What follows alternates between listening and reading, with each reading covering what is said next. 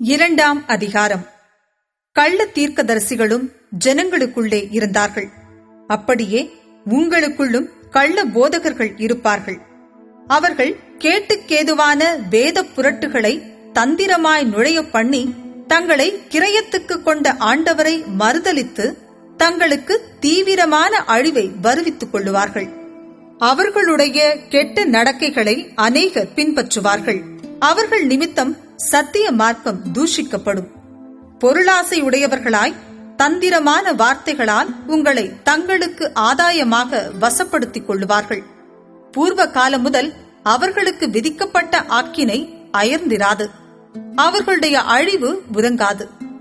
பாவம் செய்த தூதர்களை தேவன் தப்ப விடாமல் அந்தகார சங்கிலிகளினாலே கட்டி நரகத்திலே தள்ளி நியாய தீர்ப்புக்கு வைக்கப்பட்டவர்களாக ஒப்புக்கொடுத்து பூர்வ உலகத்தையும் தப்ப விடாமல் நீதியை பிரசங்கித்தவனாகிய நோவா முதலான 8 பேரை காப்பாற்றி அவபக்தியுள்ளவர்கள் நிறைந்த உலகத்தின் மேல் ஜல பிரளயத்தை வரப்பண்ணி சோதோம் கொமோரா என்னும் பட்டணங்களையும் சாம்பலாக்கி கவிழ்த்து போட்டு ஆக்கினைக்குள்ளாக தீர்த்து பிற்காலத்திலே அவபக்தியாய் நடப்பவர்களுக்கு அவைகளை திருஷ்டாந்தமாக வைத்து அக்கிரமக்காரருக்குள் வாசமாயிருக்கையில் அவர்களுடைய காம விகார நடக்கையால் வருத்தப்பட்டு நாள்தோறும் அவர்களுடைய அக்கிரம கிரியைகளை கண்டு கேட்டு நீதியுள்ள தன்னுடைய இருதயத்தில் பாதிக்கப்பட்ட நீதிமானாகிய லோத்தை அவர் ரட்சித்திருக்க, கர்த்தர் தேவ பக்தியுள்ளவர்களை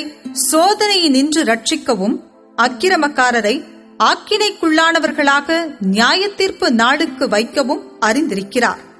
விசேஷமாக அசுத்த இச்சையோடே மாம்சத்திற்கேற்றபடி நடந்து கர்த்தத்துவத்தை அசட்டை பண்ணுகிறவர்களை அப்படி செய்வார். இவர்கள் துணிகரக்காரர், அகங்காரிகள், மகத்துவங்களை தூஷிக்க அஞ்சாதவர்கள், அதிக பெலனையும் வல்லமையையும் உடைய தேவதூதர்கள் முதலாய் கர்த்தருக்கு முன்பாக அவர்களை தூஷணமாய் குற்றப்படுத்த மாட்டார்களே. இவர்களோ பிடிபட்டு அழிக்கப்படுவதற்கு உண்டான புத்தியற்ற மிருக ஜீவன்களைப் போல தங்களுக்கு தெரியாதவைகளை தூஷித்து தங்கள் கேட்டிலே கெட்டழிந்து அநீதத்தின் பலனை அடைவார்கள்.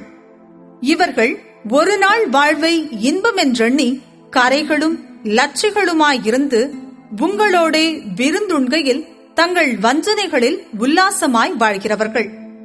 விபச்சார மயக்கத்தால் நிறைந்தவைகளும் பாவத்தை விட்டோயாதவைகளுமாயிருக்கிற கண்களை உடையவர்கள், உறுதியில்லாத ஆத்துமாக்களை தந்திரமாய் பிடித்து பொருளாசைகளில் பழகின இருதயத்தையுடைய சாபத்தின் பிள்ளைகள், செம்மையான வழியை விட்டு தப்பி நடந்து பேயோரின் குமாரனாகிய பிலேயாமின் வழியை பின்பற்றி போனவர்கள்.